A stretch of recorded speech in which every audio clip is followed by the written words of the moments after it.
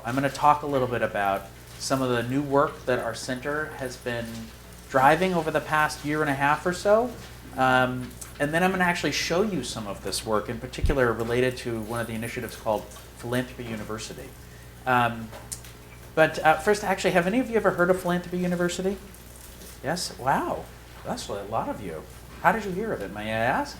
Dude, Jacob Strock, who's involved with the alumni relations. All right. Here. Excellent. Who else had their hand up? The newsletters. The newsletters? Yeah, I think I had an email about it. Okay. Excellent. All right. Well, I want to make this really conversational. So please, if you have questions, just jump right in. The work that I'm going to talk about today really reflects the defining principle of questioning the status quo.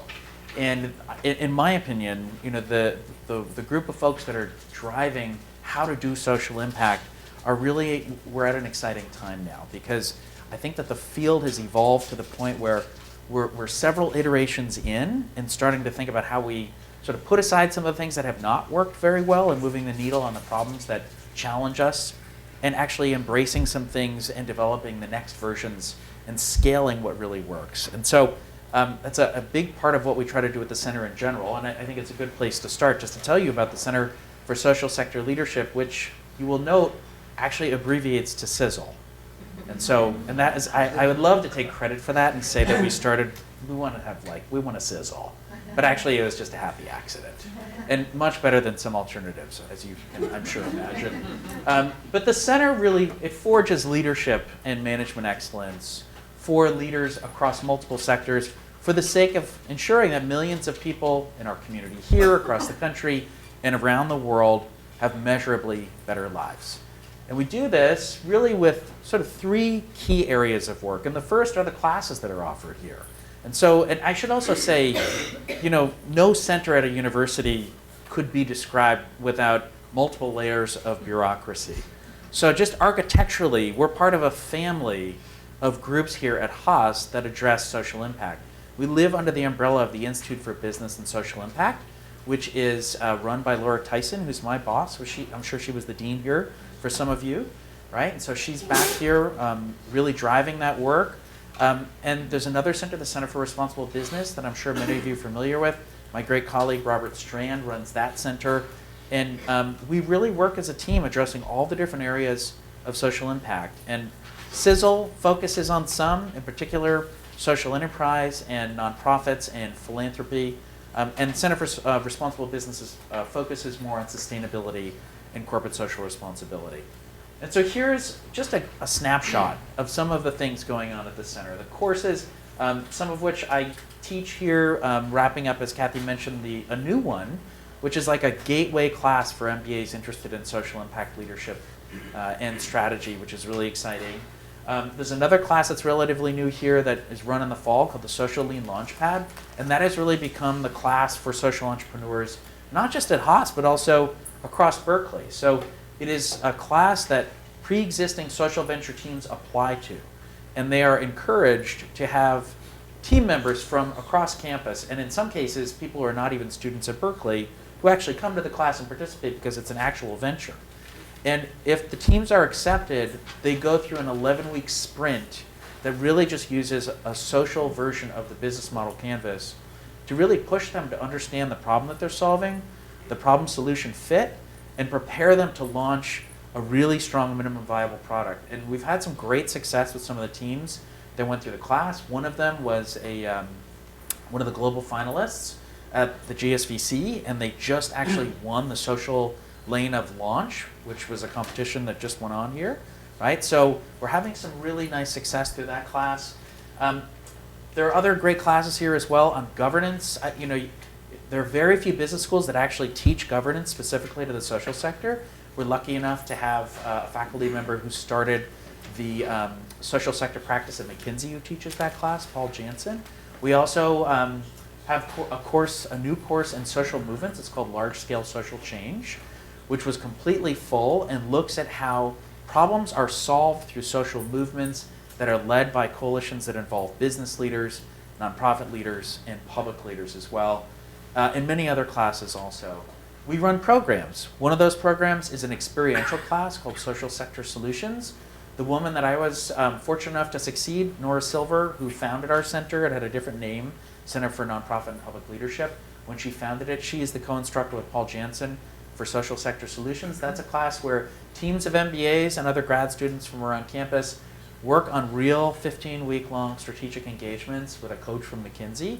They actually pay, which helps support the center, and have had huge impact across the Bay Area as a result of those engagements.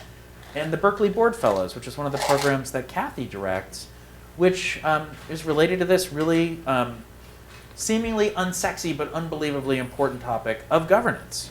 And we train students here at Haas and from across the campus at Cal to be really excellent board members. If you pause to think about how important that is, 5% of American GDP is represented by the nonprofit sector. It's 10% of wages in this country, all of which is sort of value-laden public money, right? Governed by groups of volunteers who come from the community, right? So the governance piece is critically important there, and the Board Fellows program actually prepares people to go out.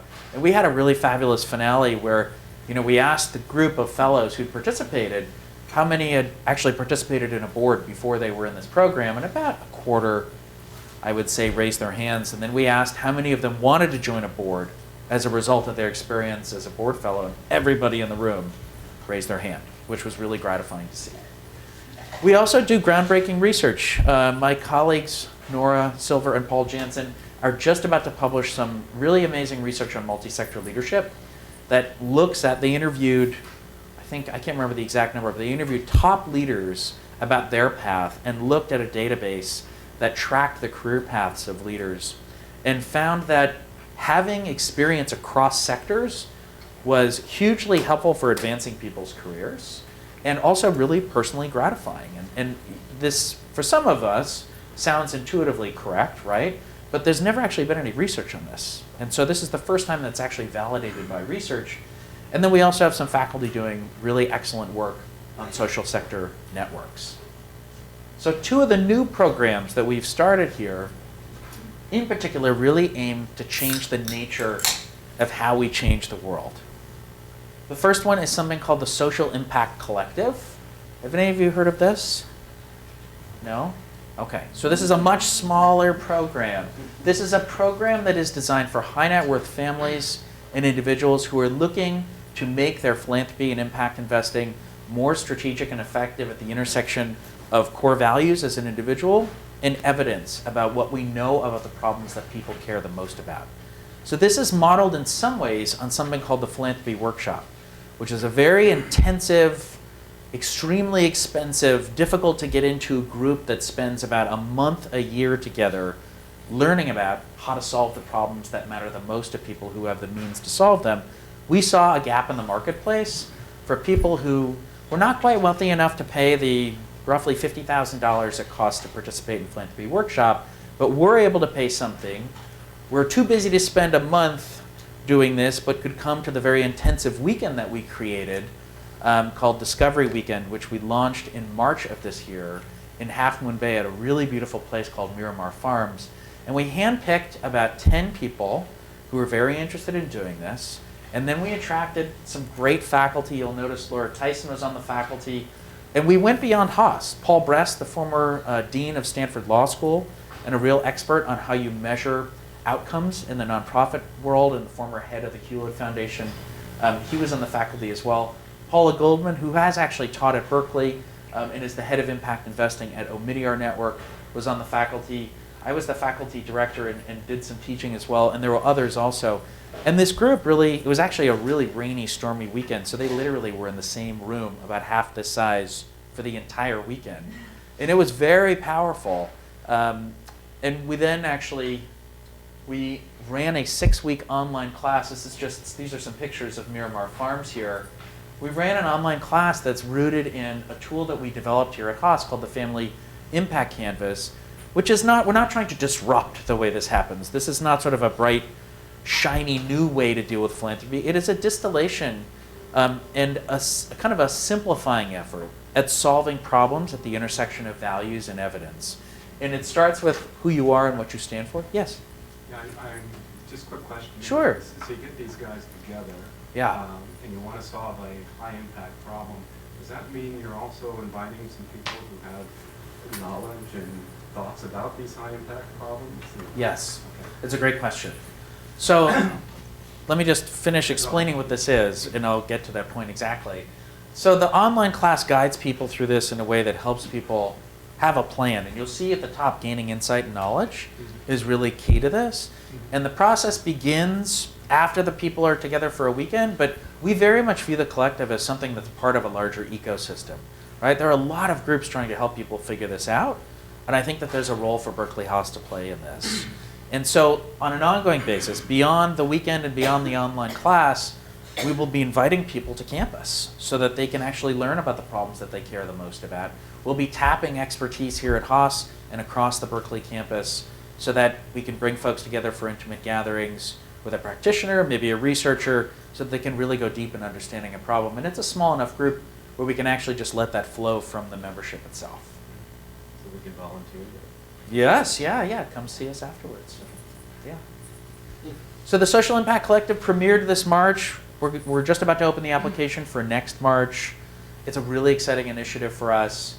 And there's something talismanic about the voice of Berkeley as a public institution in solving problems around social impact, because we are such an exemplar of what happens when you get public right. And it's exciting to see our voice leveraged in this. And there's been a really tremendously positive response from other players in this as well, from some of the community foundations and some of the advisors and giving circles that try to enable social impact through giving and impact investing. So let me turn now to Philanthropy University. So I'm going to give you a pop quiz. Anyone want to try to describe this beyond the tagline?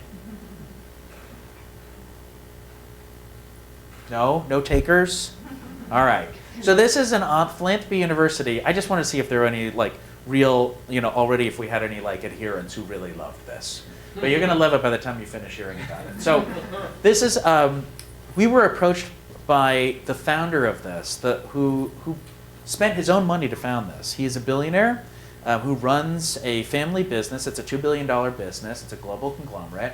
And he, for years, has been using his philanthropy to try to actually really move the needle on key issues in a couple of different parts of the world, and became frustrated with not seeing these efforts scale. And stepped back, hired some consultants, did some thinking, tapped into some thought leaders, and realized that there are these systemic issues with the social sector around capacity and the ability for organizations to grow their bandwidth and by extension grow the impact that they have. And so he wanted to found a free online learning effort that grew excellence in the social sector. He named it Philanthropy University because he loves the literal meaning of the word philanthropy, which means love of humanity. Many of us have told him that that's a very bad name, but it's his money, so he's entitled, right? And so he refuses to change the name, which is fine. This person, his name is Amr Al-Dabah, has been friends with Laura Tyson for a long time. And the two of them began talking about this, and then we began to think about what an incredible overlap it was between the values of Berkeley-Haas and UC Berkeley in general, and what he was trying to achieve.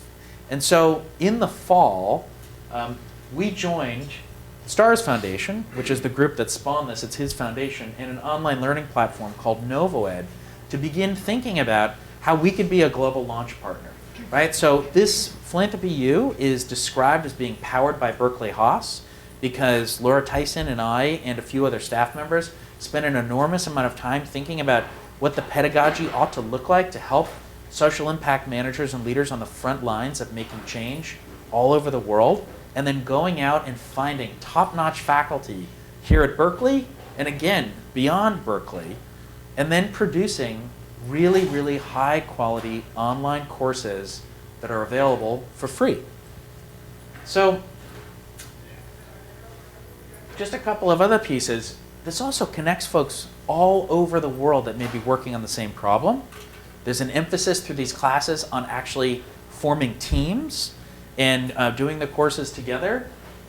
People who actually finish the course successfully get a free statement of accomplishment. That's from Berkeley-Haas and Philanthropy U together, right? So there's a huge shift in how we think about credentials. And these micro-credentials are growing in usefulness, and this is actually something that's driving their growth in quality as well. And when people actually complete all 7, there's 7 classes right now. When people complete all 7 of these classes, they actually get a free certificate from Berkeley-Haas and Philanthropy in social sector leadership. Now the partnership for Haas involves some revenue. So we actually have not given up revenue to produce these certificates, but by virtue of the philanthropy behind this, we're enabling an entirely new credential that actually, I have to tell you, it was really heartwarming. You know, not that long after the first 7 courses ran, I got a LinkedIn invitation from a guy in Tanzania, and his key credential was a certificate in social sector leadership that he had finished in this. Now the goal, ultimately, is that 100 million people around the world will be impacted by the year 2020. And the person who founded this, I mean, that's a huge number, right? And this is obviously not 100 million people that go through the classes. This is 100 million people around the world who will have benefited by virtue of the excellence produced by the courses that are in PhilU. That's what I call it. Philanthropy use doesn't really roll off the tongue, right? So, Ben, quick question. sure. What's the sustainability model for this besides the philanthropy? It's a Both great- topics, philanthropy and sustainability. Well, it's interesting because if you talk to Amar Al-Daba, and it's nice to see you, Jack. Yes. It's been a long time. So if you talk to Amar Al-Daba, he'll tell you that he feels like he could attract enough philanthropic capital because of who he is to do this. But the question of sustainability is actually being addressed right now. You know, the story of this is the story of a very impatient entrepreneur, right, who hired NovoEd, who cobbled together this group, who brought in Berkeley-Haas and said, go launch it. What's the target market? The world, right? That's not sustainable, nor is assuming with good faith that you'll attract your wealthy friends to get you new funding this. So they hired a top-notch consultancy that is on the back end of a 4-month engagement exploring many topics, including that one. So it's unclear. It's unclear. But just take a look at these classes. And we're going to actually, I'm going to show you some of the class material after I go through these slides. But these are the initial 7 classes. So Essentials of Nonprofit Strategy, taught by Paul Brest. Global Social Entrepreneurship, taught by Jessica Jackley, the co-founder of Kiva. And she essentially did it in conjunction with Mohammed Yunus. Organizational Capacity, Assessment and Action. The Assessment and Action class, that was done by McKinsey, by someone who helps run the social practice at McKinsey. Shashi Bulaswar, who's on the faculty here, taught a class, and that's the class we're going to look at the materials for, on how to scale social impact. There was a class on financial modeling for the social sector, one on fundraising, and then one taught by the founder of this, Amar Al-Daba, on leadership. And I guess, you know, you guys are all back here, right? Like we're in a classroom setting. You were fortunate enough to go to Haas. Kind of take for granted just the ability to access resources like this. But think for a moment about living in a place like Tanzania or Uganda. There are very few graduate schools in Africa. There are very few colleges in Africa, for instance. And being able to go online, and without going to Stanford or Berkeley, being able to take a class that you actually get a credential for. It's a really big deal. I mean, this is when people talk about democratizing things, this is really democratizing access to information and opportunity, right? And so these are just some of the photographs of some of the marketing materials that went out. And when you hear the numbers, well, first let me start with the testimonials. And this gives you a reflection. So this is from Cynthia in Burundi.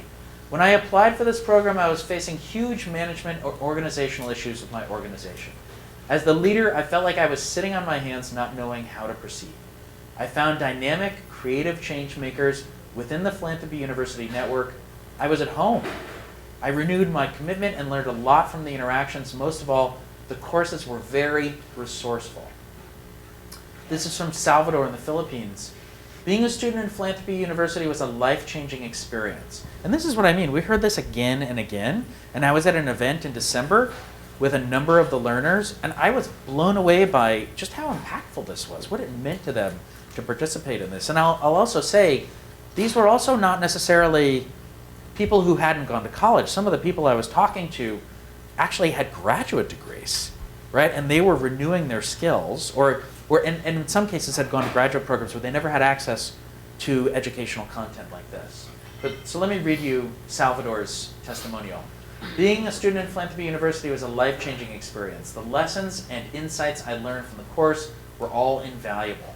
Much more, I would say, they're priceless.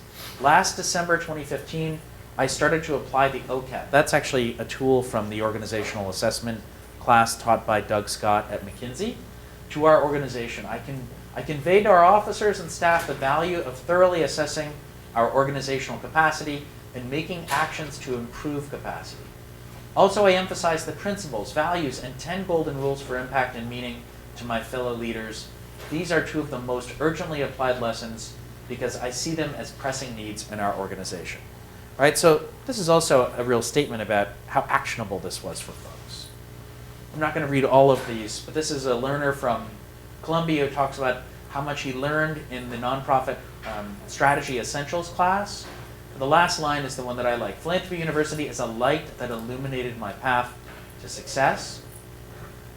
And then this is someone local, YMCA of the East Bay. The courses, both individually and as a unit, were very valuable to my team and me. We worked on the course material together and learned a great deal about each other and the topics by participating together. And this is one of the reasons that this is run on NovoEd, which is actually the same platform that our online course for the Social Impact Collective is run off of. It is designed for enabling really effective teamwork, right? And we'll see a little bit of this when we dive in.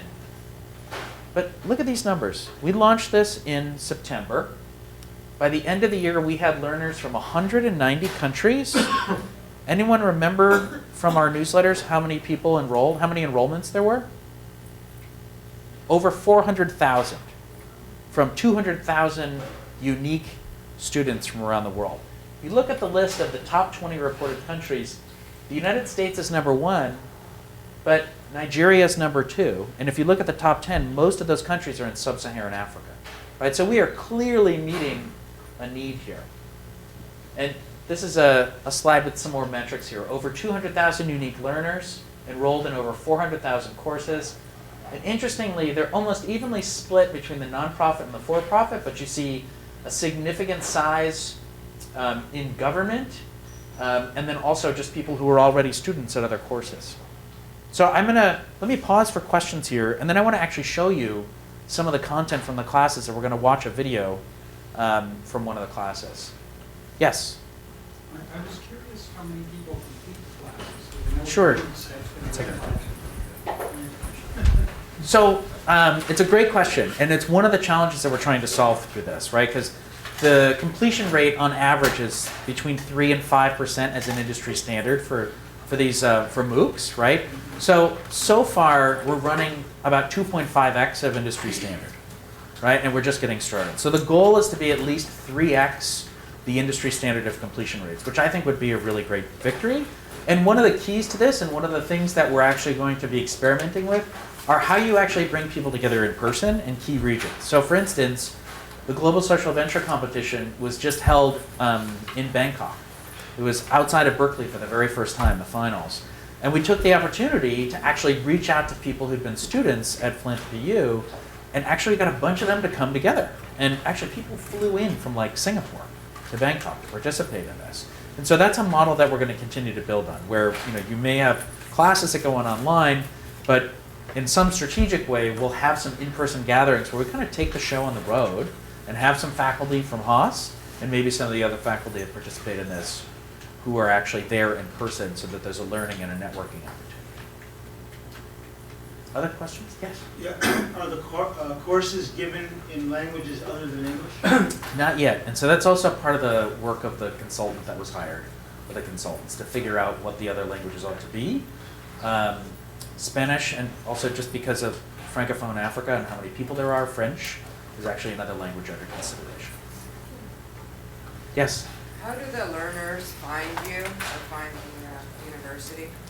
So this is very interesting. The first time, in the first run of the 7 classes, there was a lot of digital marketing that was done to attain learners.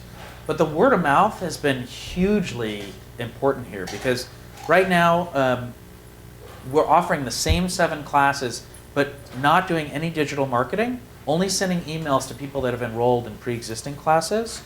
And we're running 2x the target number of enrollees. So there's really, the hypothesis is that there's very strong word of mouth driving this.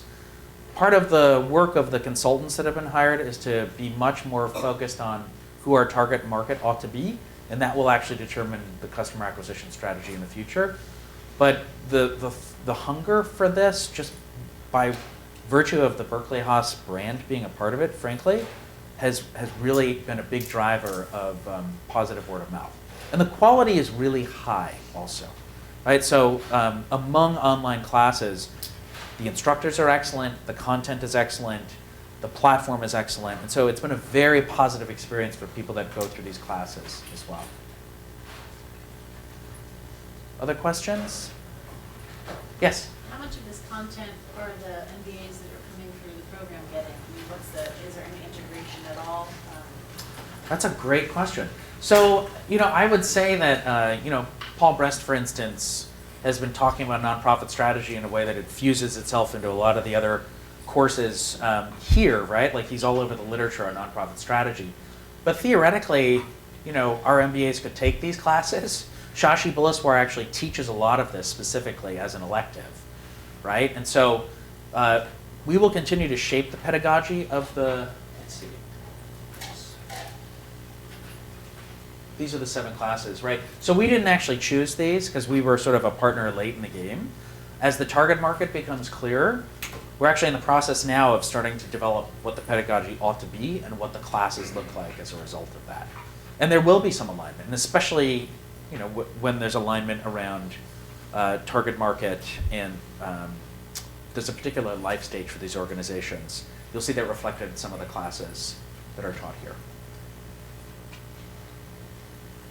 Okay, so let me show you guys actually some of this content.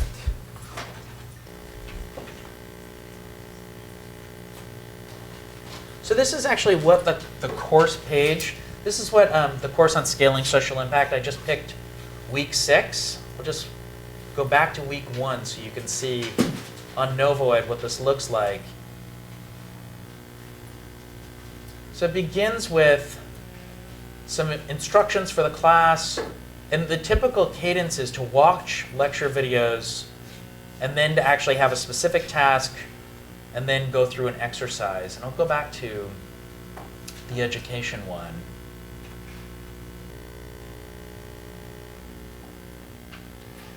And then I'm actually going to play you this video. I'm going to play you 2 videos. We'll pause after the first one.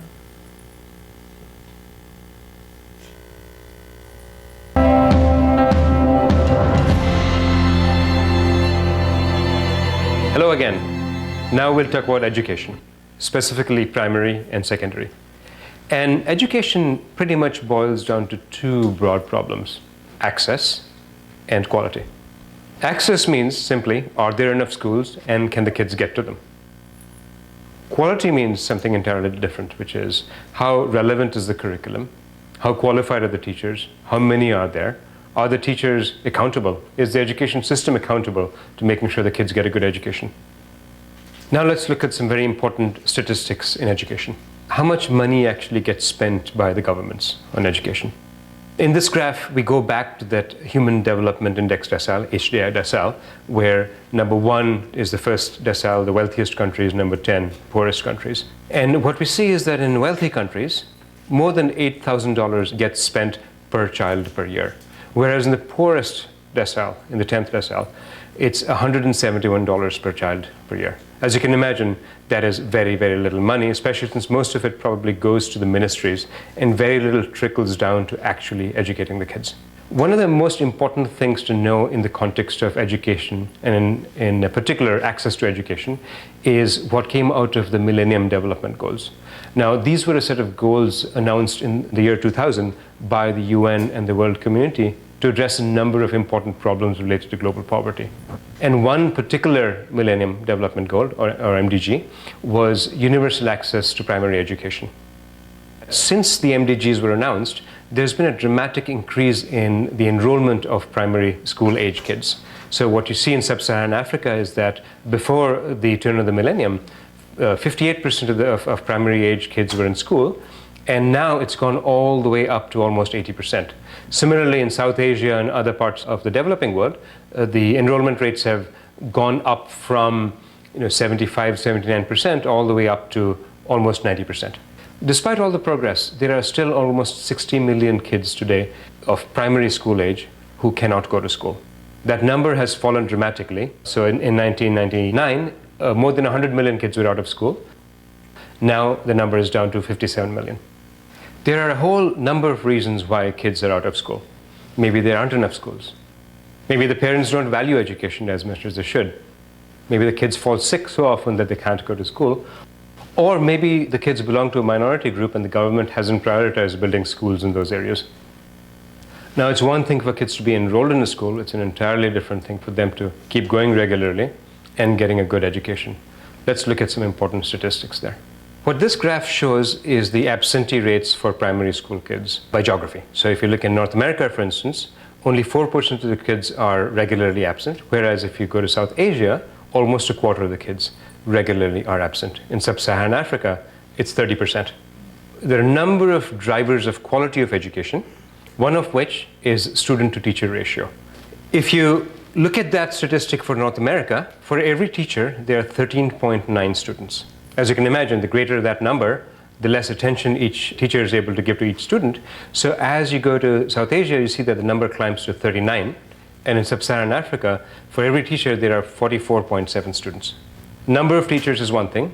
How good they are is another. Let's look at those statistics. Now, there is this notion of ISCED, the International Standard Classification of Education. And what this graph shows is the minimum level of education required for teachers. So in wealthier countries, as you can imagine, all the teachers need to be college educated. But as you go to less wealthy countries in South Asia and sub-Saharan Africa, it turns out that there are a number of countries that just require 9 years of schooling for teachers. Others require 13 years of schooling, and very, very few countries actually require an advanced degree for their teachers. You'd think that given how low these requirements are, that virtually all the teachers in South Asia and sub-Saharan Africa would meet these minimum requirements, but no. Turns out that in South Asia, only 63% of teachers meet the minimum requirements. In sub-Saharan Africa, 75% do. Now let's switch gears and talk about secondary education and look at some statistics there. The first really important thing to note about secondary education is that people don't value it as much, and there's a huge opportunity cost for kids to go to school once they get older. So as a result, there's a huge drop-off in enrollment rates. In the rich countries, what you see is that when there's a net enrollment rate of 97% in primary, in secondary it's 92%. Whereas that delta changes significantly as you go down the HDI deciles. So in the 9th decile, for instance, where there's an 82% enrollment rate for primary schools, for secondary, it's only 32%. Similarly, in the bottom decile, only 23% of secondary age kids go to school. Who is a youth? I'd like to think I am, but I'm not. Turns out that there is a good definition for it, and that is ages 15 to 19. And let's look at some statistics around that. In that age group of 15 to 19, around the world there are more than 600 million people. And 270 million of those are in HDI deciles 7 through 10, which we've defined as the developing world. Of the 270 million, we believe 65 million are enrolled in schools of adequate or good quality. Another 35 million are enrolled in schools that are seemingly not of very good quality.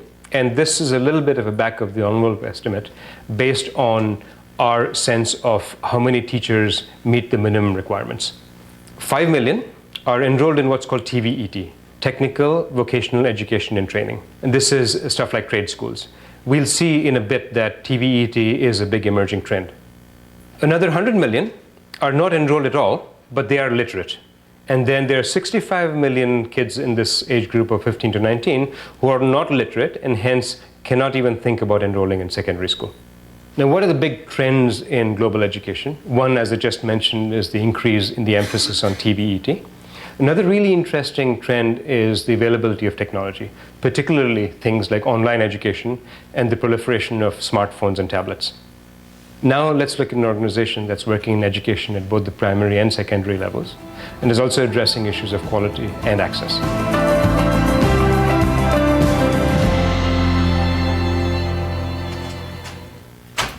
So we will watch that second video, but I'm curious, what are your responses? What strikes you about that video when you watch it? Did anything surprise you? Lots of data. Yes, there was lots of data. I mean, I think that speaks to some degree. It's pretty sophisticated, right, for a general audience. And it's one of the things that I think is really exciting about this is that, you know, it starts at a high level. One of the challenges is to make sure that it actually is applicable to the target audience, and I think that that's one of the things that we will adapt. Did you notice the subscripts? Right, that was actually something that was added afterward. So you didn't quite see it in the statistic on countries, but when you look at total learners, 85% of them are outside the U.S., and in the top 10, most of the countries represented are sub-Saharan African countries. So there are some real issues around connectivity, and even like not just connectivity to the internet, but like connectivity to electricity, right? So one of the other things that we're working on in iterating on this first launch is how to actually potentially have just audio podcasts that are available that could be downloaded. And there are audio files actually for all of these classes that are available to people already, right? So there's some improvements that have been made just already from the first run of this. Anything else that struck you when you watched this? Yes? You mentioned the role of government. Yes, he does actually talk about the role of, I mean, this is just one week, but he talks a lot about the role of government at different points in the class. Absolutely. Yes? You mentioned the target audience. Who is the target audience for this video? It's a great question. So as I mentioned before, with our very impatient entrepreneurial founder, the target audience was planet Earth. That is changing, right? And so I say planet Earth because the notion was just launch this thing, we'll figure it out. It was a classic case of an impatient entrepreneur in that case. Yes? And what kind of a response is the person hoping to get from us? You know, is this we need to make schools all over the world, or we need to make every school better, or which? That's a great question. And so the classes, so even though the target audience was planet Earth, the classes were designed to give people specific subject matter and tools that were applicable to solving certain problems. So in this case, by the time you get through the entire class, and I just picked one video, right?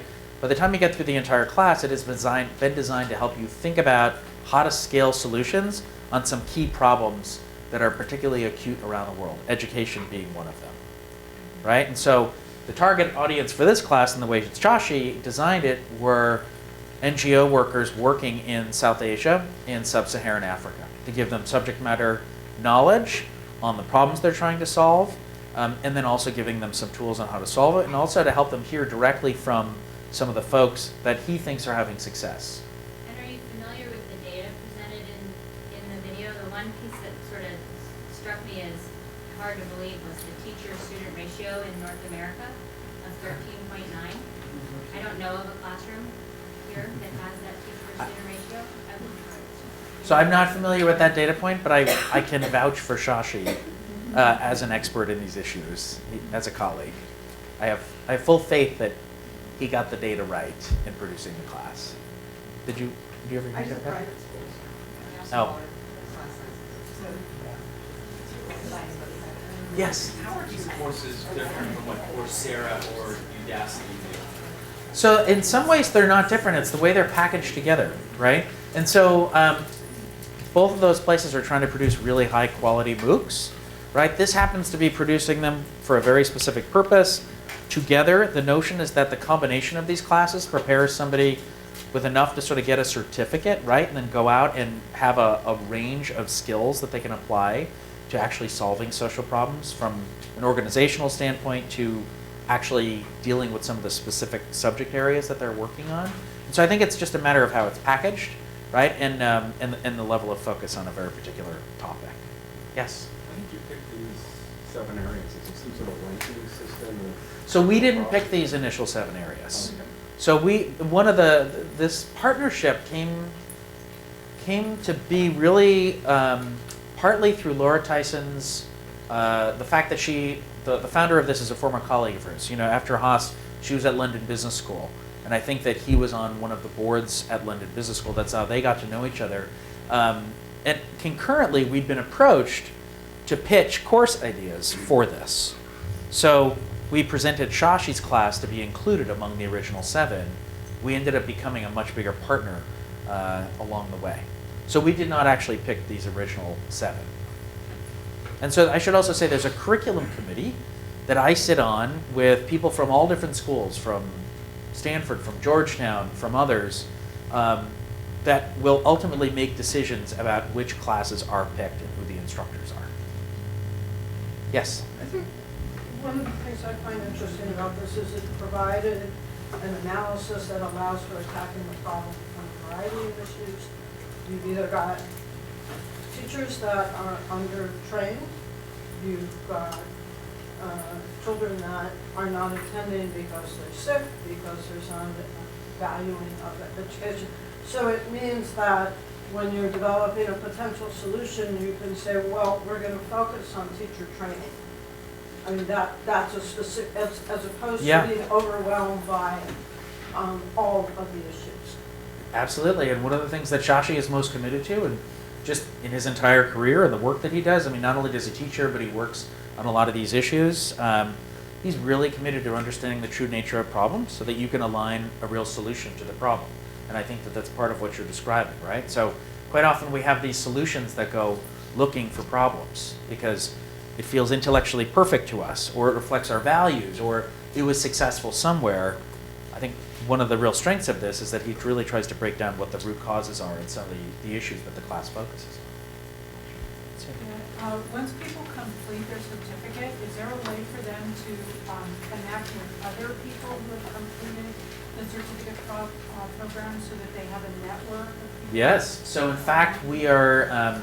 So you might see some of these certificates and statements on LinkedIn already, right? Because some of them have been issued. There's a LinkedIn group specifically for people that got the certificate, right? And then the platform itself. You know, if you go to the platform itself, you can actually see there's real online community here. So, you know, these are submissions from other folks. You can comment on these submissions if you want. There's a community tab here with discussions, right? So there's a whole range of topics here where people are asking questions. There's a team tab here where you can actually go and join a team, right? So the notion also, as we get clearer on who the target market is and get sharper about what the content is that we also craft the online community that enables that as well. Yeah. Other questions? Yes? I really appreciate the intent of this, but I'm curious that if this might have some adverse effects on local economies through philanthropy, which is a common critique, for example, with Tom's and how they gave free shoes to the peoples who children without shoes, that it damaged the local shoemakers, access and provision of the same items. I wonder if that is addressed, the type of dependency of these less developed countries on donors for them to succeed, you know, instead of becoming self-sufficient economically. It's an interesting question. You know, I would say that Shashi's class specifically, by virtue of focusing on root causes and a very deep, insightful understanding of problems, would lead to a thoughtful, evidence-based approach to solving problems, as opposed to something that, I mean, it's impossible to rule out all unintended consequences, right? But I think the sort of buy one, get one model is a great example of a solution looking for a problem. And when you try to apply solutions to a problem, you often have more and more serious unintended consequences, right? So it's something that has come up in different ways in the conversations that the curriculum committee has had. Yeah. Yes? So there's clearly a thought behind the curriculum and perhaps the order, but from this user experience, like the student, are you finding that they're, I'll call it cherry picking, or I'm just trying to understand from a technology perspective, are they able to go in and say, oh, this module looks helpful for me, and is that actually kind of happening? It's a great question. So we don't, it's so early, we don't know yet, okay. Right? So the classes were really well received. We got very positive feedback. The word of mouth has been so strong that, as I mentioned, we're at double the target number of enrollments without doing anything other than emailing existing enrollees. So that is a signal to us that people enjoyed the experience and are promoting it. I think one of the things we're trying to do is figure out how to give people almost just-in-time insight and tools that is a form of cherry picking that acknowledges the fact that for folks that are using this in the workplace, sometimes they actually need one module from one class to solve a problem that they're facing immediately, right? So that's one of the things that we're hoping to do. And I think ultimately these classes will run asynchronously, which basically means you just sort of go anytime, right? And it's available to you. And obviously, you know, that precludes team formation sometimes unless we automate it. But it's early days, so we don't have insight on the question you asked specifically.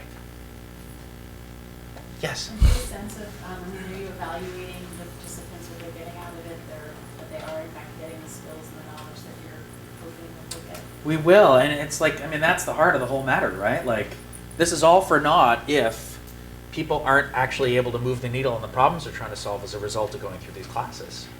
So that's a key question that we will end up diving into. And that's something that, like, we won't do the evaluation, right? Like the STARS Foundation or Philanthropy U, which is its own organization now, is trying to figure out how they're going to evaluate this. Jackie? Are you thinking, to what extent are you thinking about bringing other interdisciplinary approach to this, bringing in public policy, public health? Is that? Absolutely. And again, I mean, I hate to keep coming back to this, but a lot of it will be driven by the target market once that is established. There were a bunch of hands up earlier. Yes? I was wondering how flexible the tool was in terms of just updating and keeping all this information actually up to date, and also how much you would consider it as some kind of like permanent background education that you can have. You can go back. It's not just okay, I get my certificate. That's great.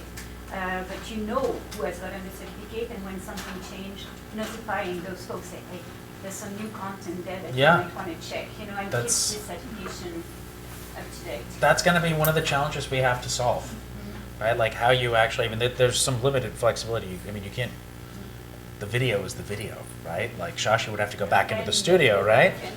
Yeah, but there are plenty of opportunities to actually, I mean, there are resource pages, right? Like there will be a whole online community that is built in a way that addresses exactly what you just described. Other hands? Okay, let me show you this other video. So Shashi actually went out into the field. He went to Africa and South Asia and actually did some filming with the Philanthropy U team to create some videos that he thought really helped augment the class. This is a short one here.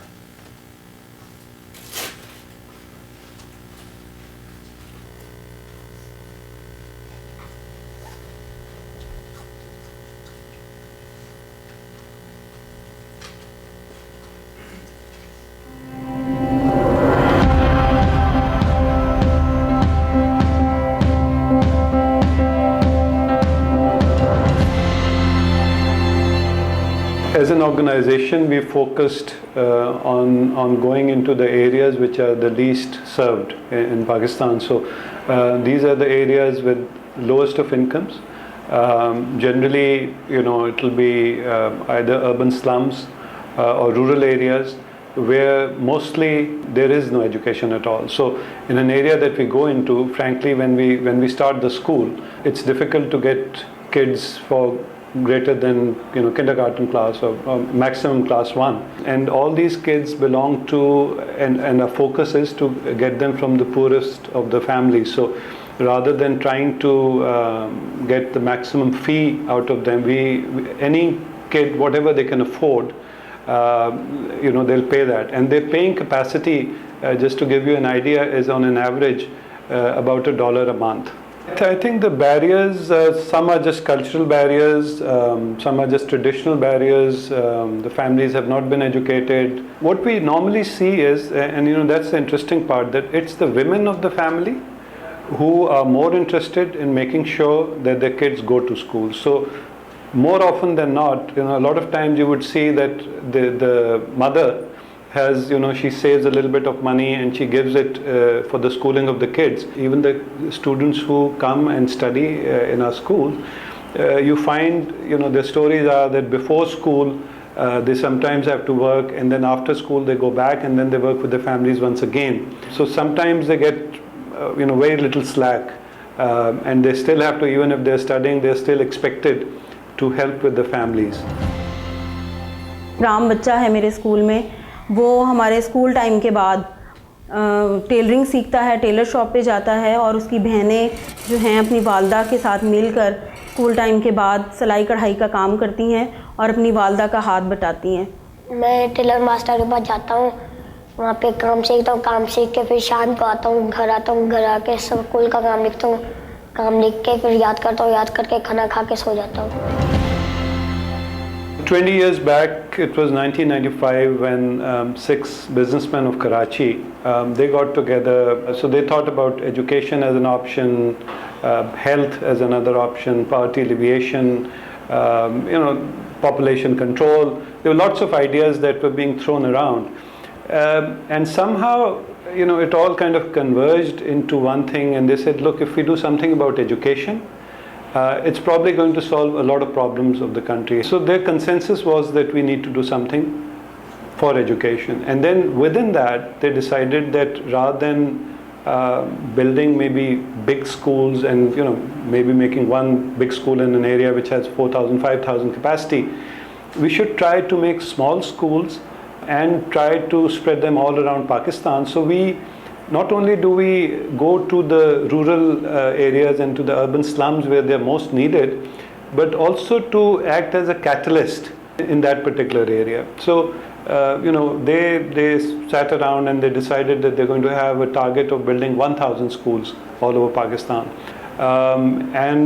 In fact, it did look really ridiculous at that time. But what they did was they started by building 5 schools from their own money. And once they had done that, and these schools opened in 1996, then they went to their friends and family, and then the circle kept on growing, and the family of TCF has now expanded to all over the world, where Pakistanis from all over the world are contributing towards this cause.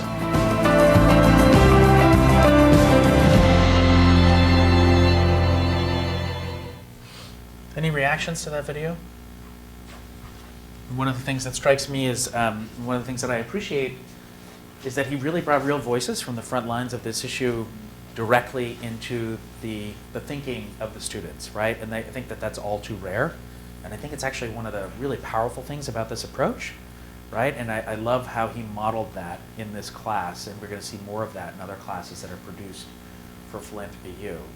I really just have three other things I wanted to say to you guys with regard to this, and then we can wrap up, and I'm going to stick around and answer any questions that you have individually. The first is that I think this really marks a very significant shift in how we think about tackling some of the biggest issues through social enterprise and the biggest issues in social impact. And it's not just because it's online education, but the sort of last wave of trying to cultivate large-scale social impact was all about lionizing individual social entrepreneurs. And I think that was kind of disastrous. I mean, I think it was great to put those folks on the map, but in my opinion, it was way too much about these individuals that were sort of put on a pedestal and that were written about and regarded as heroes. And sure, they are heroic, but I think we kind of forgot about how to align the size of the problems we were trying to solve with the size of the solutions that we were developing, because we were too focused on trying to talk about how important their work is. And I don't think those two things are mutually exclusive. And you see here an approach that is like kind of the opposite, actually.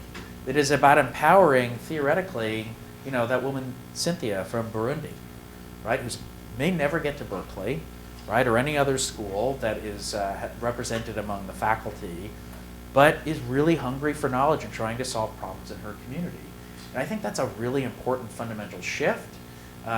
Second part around this is this I think is the absolute cutting edge of how you're going to deliver really high quality training to democratize education. I think that our model of expecting that anyone who's going to come and get a useful credential has to come here, I don't think that's a sustainable model, right? And especially with regard to social impact, this is the absolute cutting edge. It will change. We're going to learn a ton and continue to innovate based on the feedback we get. We really look forward to staying in touch with you about this, but it will change. I mean, we didn't pick the first 7 classes. There was no target market, right? It's going to get a lot more focused and much more tight. Last thing I'll say is if you know of organizations that you think would benefit from this, we're really keen to actually get in touch with organizations and have them be part of this network, and especially when there are teams of people at organizations that could do this together, right? Because we really believe that this will work best when you have a bunch of people who've gone through a class together, who are all kind of speaking the same language, that whether it be the language that Shashi presented to his students in this class or one of the other classes. So let us know. Let me know. And I just want to thank you guys for coming. I'm happy to take other questions you have. Yes? Can you speak a little bit about how much work was it for you or for this organization to be able to convince Berkeley-Haas in the use of the Berkeley-Haas brand, Yeah. which is usually guarded very closely, particularly in like a MOOC format where there's it strikes me as something that's guarded very closely by the university, and then to be able to launch this out to all comers to a certain extent. I'm really happy to tell you, I was dreading those conversations, to be candid with you, because, it's arguably one of the world's most valuable brands in the field of education, right? And when we had conversations with the dean, this had to actually go to the level of the chancellor, right? It wasn't just Berkeley-Haas. We had to get buy-in at the university level as well. We appealed directly to the alignment of values and mission. And people got it immediately. The question wasn't like, should we do this? The question was how, and the degree to which there is revenue attached to this, right? So we didn't give it away, right? But people got it, and people instantly saw the alignment of values, and they were really excited about the ability that Berkeley can have, Berkeley-Haas can have, and actually having an impact on 100 million folks by 2020. So I was really pleasantly surprised, to tell you the truth. Other questions? Yes? Hi, so on the future plans of the financial model, is the plan to get more funders to continue while you develop the earned revenue to increase that, or is there something different? Yeah, I think it is like, he's committed, the founder is committed to drive this long enough to develop an earned revenue model, and he's also trying to attract some additional philanthropy. But that is essentially the plan, to drive it with his own philanthropy temporarily while an earned revenue model is established. Yes? With regard to that, have you considered that there are some social impact areas where you can do a public-private pivot, which then creates the opportunity to create a revenue model for those individual companies, and then gain some ownership that comes back to this group right here. So tell me, maybe afterwards you can come tell me more about that. Okay. Yeah. I was curious, the social media Launchpad curriculum is also available to internationally to some. Is that only for students in global social literature competition, or that, or is it more widely? Do you ever see something like that being brought into this? Bless you. So it's actually something we're talking about developing a MOOC for that may live on Philanthropy U or not, but we do some webinars related to the GSVC. But our goal is to actually produce a MOOC that guides teams from all over the world on how to use a social version of the business model canvas to participate. Yes? I like that in this video it showed how there was some community engagement and hearing from members of the community so that they could create a model that seems to satisfy the needs. And is that a common theme in this university? Absolutely. This is one of the reasons that we were excited about this, is that there is some, as much as there's murkiness in some areas, there's some clear values alignment on being close to the problem and close to the real people experiencing the problem, and that will continue as we grow it. Yes? Two questions. Sure. I don't know if you talked about it, but how did this market, how would people know that this was even available? Because you said you had hundreds of thousands of people in the first. And second one, the certificate that they get, who is it recognized by? What do people use it for? Yeah, so I'll answer that one first. We'll find out, right? The first I mentioned, anecdotally, somebody sent me a LinkedIn invitation, and that was his credential, right? Like he had actually completed all 7 of the classes, and he had his certificate on LinkedIn, right? So I think there's an open question of not just about our certificate, but about any of the certificates. I don't know if you know the company IDEO. They opened their own university. They have IDEO U. You can get statements of accomplishment and certificates from IDEO. You have to pay for those. They're not specifically for the social sector. But what people actually recognize in terms of value for a certificate is an open question. I am really confident that the value behind this certificate will be really, really high as a result of the quality of the classes. You know, these are, you don't see this level of quality across MOOCs. Like, this is at a very high level of like thoughtfulness, pedagogy, and production value. So, but, you know, to be determined by the market, right? To your first question, the initial wave of enrollments was driven by digital marketing, mostly Twitter and Facebook. And there was a lot of word of mouth that took over. I mean, frankly, we were absolutely blown away by the numbers. I mean, it was like 5x what the goal was. We did not expect this at all. Any other questions? Yes? As far as people who don't have much money, taking this and learning about this, would there be other avenues for them to use what they learn? And what would those be? So I think what I hear in your question is, like, do you feel like these classes could prepare somebody for career advancement? Yeah. Because and we're hearing, so I'll tell you, funny enough, we were going through some of the testimonials, and one of the best ones came from someone who said, you know, you can use this, but don't use my name because I took all these classes to get a better job, and I don't want my boss to find out. So anecdotally, we are actually seeing people use this to bolster their credentials and advance their career. Again, I mean, that's not the intention here, right? Like, if that's a side effect, that's great. It would be wonderful if this became recognized as something that had enough value that a potential employer was attracted to a candidate as a result of that. Yeah. Any other questions? Thank you very much for coming. I'll stick around for other questions. Thank you.